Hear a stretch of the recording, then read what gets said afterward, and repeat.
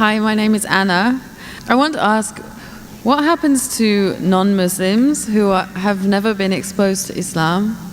And what if a non-Muslim says that the miracles of Jesus are bigger than the ones that Muhammad performed? Sisters asked two questions basically. What a non-Muslim who says, who has never been exposed to Islam, what happens to them? And secondly, if a non-Muslim comes and says that the miracles of Isa alayhi salam are greater, what happens to them? Point number one, if a non-Muslim comes and tells me that they have not been exposed to Islam, today in this world of science and technology it's difficult. Maybe if you asked this question 50 years back it was possible. Today in this age of science and technology, especially the media bombarding misconception about Islam, you are exposed to Islam, maybe the wrong Islam, maybe pseudo-Islam, that Muslims are terrorists, Muslims are fundamentalists, Islam is a religion of killing, it degrades the woman, it subjugates the woman. They may be exposed to Islam, but wrong Islam. Now what happens to a non-Muslim who's not exposed to the right teachings of Islam? I feel if a non-Muslim hears something in the media, or any human being hears something in the media, he should not take it for granted. The Quran says in Surah Hujurat, chapter 49, verse number 6, whenever you get information, check it up before you pass it on to the third person. Whenever you get information, it is important that the person checks up whether the information is right or wrong. As far as the message of Islam is concerned, what if a non-Muslim may be living in an island, maybe living in Timbuktu, or living somewhere where he doesn't have any knowledge of Islam? First, it's the duty of every Muslim to convey the message to non-Muslim, irrespective whether we convey or not. Allah says in the Quran in Surah Fusilat, chapter number 41, verse number 53, Allah says, سَنُورِيهِمْ آيَاتِنَا فِي الْآفَاقِ وَفِي أَنفُسِهِمْ حَتَّى يَتَبَيَّنَ أَنَّهُ الْحَقُّ. That soon we shall show them our signs in the furthest regions of the horizons until it is clear to them that this is the truth. Allah says that He will show the signs to every human being before the human being dies. He will show His signs in the furthest regions of the horizons until it is clear to them that this is the truth. So Allah takes it up upon Himself that He will convey this message to each and every human being, whether he is born in a Muslim family or non-Muslim family, whether he is born in a Muslim land or non-Muslim land. Allah will give this message to every human being. That's the reason there were some surveys done in 1950 in two tribes. Now these two tribes, the Kapauku tribe and the Australian Aborigines, these two tribes did not come in contact with modern civilization till as late as 1950. When the researchers went and tried to find out what was their way of life, these people, they believed that God was one. They believed He alone should be worshipped. They believed He did not beget anyone. They did the sajda, they did prostration for worshipping that God. It was everything of Islam but in name. So when no external influence comes on a human being, that person submits his will to God. That's the reason our beloved Prophet Muhammad said, every child is born in Deen al-Fitr. Every child is born in the innate religion. He is born as a Muslim. Our beloved Prophet Muhammad said, every child is born as a Muslim. Muslim means a person who submits his will to God. Later on, that person may be influenced by his parents, by his teachers, by his elders. He may start doing fire worship. He may start doing idol worship. And then may deviate on the wrong track. That's the reason when a non-Muslim accepts Islam, the more appropriate word is revert. He was a Muslim, born as a Muslim. He gets converted to a wrong religion, comes back to the original faith, that is Islam.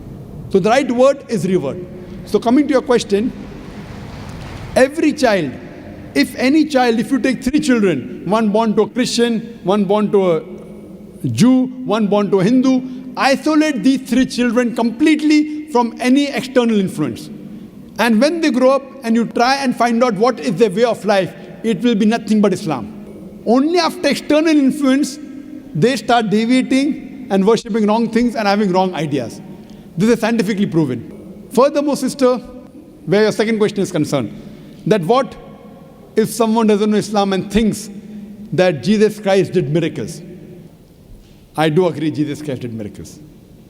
But, sister, miracle is not the test. If you believe in Jesus Christ, peace be upon Him, if you read in the Bible, Jesus Christ, peace be upon Himself, says in the Gospel of Matthew, chapter number 24, verse number 24, it says that, "For there shall arise many false Christ and false prophets, and will do wonders and miracles, and if it were possible, shall deceive the very elect." So Jesus Christ, peace be upon him, says miracle is not the test. They shall arise many false Christ and false prophets, and shall do wonders and miracles, and if it were possible, shall deceive the elect. That means Jesus Christ, peace be upon him, says miracle is not the test. Miracle does not make a person a god. Miracle does not make a person superior, because all the miracles that were done by all the prophets were done by Almighty God himself. All the miracles. All the miracles done by Moses, the parting of the sea, when he threw the stick, it became into a snake. It was done by Almighty God. All the miracles that Isa alayhi salam, Jesus Christ, peace be upon him, did were done by Almighty God. Same with Prophet Muhammad, peace be upon him, splitting of the moon were done by Almighty God. I would like to tell you that Islam is the only non-Christian faith which makes an article of faith to believe in Jesus Christ, peace be upon him. No Muslim is a Muslim if he does not believe in Jesus Christ, peace be upon him. We believe that he was one of the mightiest messengers of Almighty God. We believe that he was the Messiah, translated Christ. We believe that he was born miraculously without any male intervention, which many modern day Christians today do not believe. We believe that he gave life to the dead with God's permission. We believe that he healed those born blind and lepers with God's permission. The Christians and the Muslims, we are going together. But one may ask, then where is the parting of ways? The parting of ways is that most of the Christians, they believe that Jesus Christ, peace be upon him, was Almighty God. They believe that Jesus Christ, peace be upon him, claimed divinity.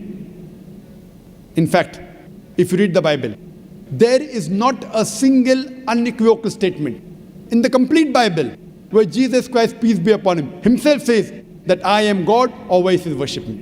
If, sister, you can point out any unequivocal statement, any unambiguous statement from any version of the Bible in which Jesus Christ, peace be upon him, himself says that I am God, or where he says worship me, I am ready to accept Christianity today.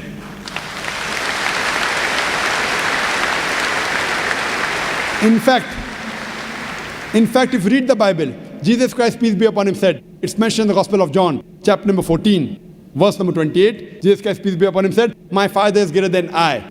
Gospel of John, chapter number 10, verse number 29, my Father is greater than all. Gospel of Matthew, chapter number 12, verse number 28, I cast out devil with the Spirit of God. Gospel of Luke, chapter number 11, verse number 20, I with the finger of God cast out devil. Gospel of John, chapter number 5, verse number 30, I can of my own self do nothing. As I hear, I judge, and my judgment is just. For I seek not my will, but the will of Almighty God. Anyone who says, I seek not my will, but the will of Almighty God, he's a Muslim. Jesus Christ, peace be upon him, is a Muslim. He never claimed divinity. He never said that he was Almighty God. He clearly mentioned, it's mentioned in the Gospel of John, chapter number 14, verse number 24. He said that the words that you hear are not mine, but my Father's who has sent me. It's mentioned in the Gospel of John, chapter number 17, verse number 3. This is life eternal, so that you may know there is one God and Jesus Christ who thou hast sent. It clearly mentioned that Jesus Christ was a messenger. It's mentioned in the Gospel of Matthew, chapter 19, verse number 16 to 18, that a person approaches Jesus Christ, peace be upon him, and asks him, that good master, what good things should I do so that I shall enter eternal life? So Jesus Christ, peace be upon him, says, why thou callest me good? Leave aside God, G-O-D. Why thou callest me good, G-O-D? For there is only one good, and that is the Father in heaven. And if thou want to enter eternal life, you keep the commandments. Jesus Christ didn't say that if you want to enter eternal life, if you want to go to paradise, believe I'm God. He didn't say that you believe that I died on the cross for your sins. What he said, if you want to enter eternal life, if you want to enter paradise, you keep the commandments. And it's clearly mentioned in the book of Acts, chapter number 2, verse number 22, that ye men of Israel, listen to this. Jesus of Nazareth, a man approved of God amongst you by wonders and miracles which God did by him, and you are witness to it. What does it say? Jesus of Nazareth, a man approved of God amongst you by wonders and miracles and signs which God did by him, and you are witness to it. Regarding a question of miracles, what does the Bible say? Book of Acts, chapter number 2, verse number 22. A man approved of God amongst you by wonders and miracles and signs which God did by him, and you witness to it. So all the credit goes to Almighty God. And Jesus Christ was a man. All the miracles were done through Almighty God. So all the miracles, all the messengers did were done by Almighty God. They came to testify there was one God. But Jesus Christ also said in the Gospel of John, chapter number 16, verse number 12 to 14, that I have many things to say unto you, but ye cannot bear them now. For he, when the Spirit of truth shall come, he shall guide you unto all truth. He shall not speak of himself. All that here shall he speak. He shall glorify me. Now this prophecy is prophesied no one but the last and final messenger, Prophet Muhammad, peace be upon him. So if you're a true Christian, and if you believe in Jesus Christ, peace be upon him, Jesus Christ, peace be upon him, said, I have many things to say unto you, but ye cannot bear them now. For he, when the Spirit of truth shall come, he shall guide you unto all truth. He shall not speak of himself. All that here shall he speak. He shall glorify me. This prophecy is prophesizing no one but the last and final messenger, Prophet Muhammad, peace be upon him. So if you're a true Christian, you should believe in the last and final messenger, Prophet Muhammad, peace be upon him. Hope that answers the question, sister. I just want to tell Dr. Zakir, I am a revert, and I was just asking questions on behalf of my non-Muslim family and friends, and I just wanted to say, Subhanallah and La Ilaha Illallah.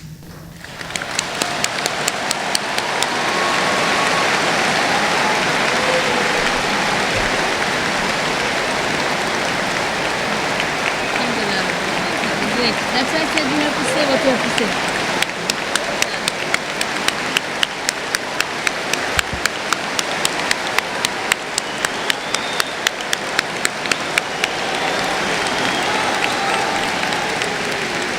Welcome to the religion of peace, sister. May Allah subhanahu wa ta'ala reward you and grant you Jannah. And we pray to Allah subhanahu wa ta'ala that, and may Allah subhanahu wa ta'ala guide you.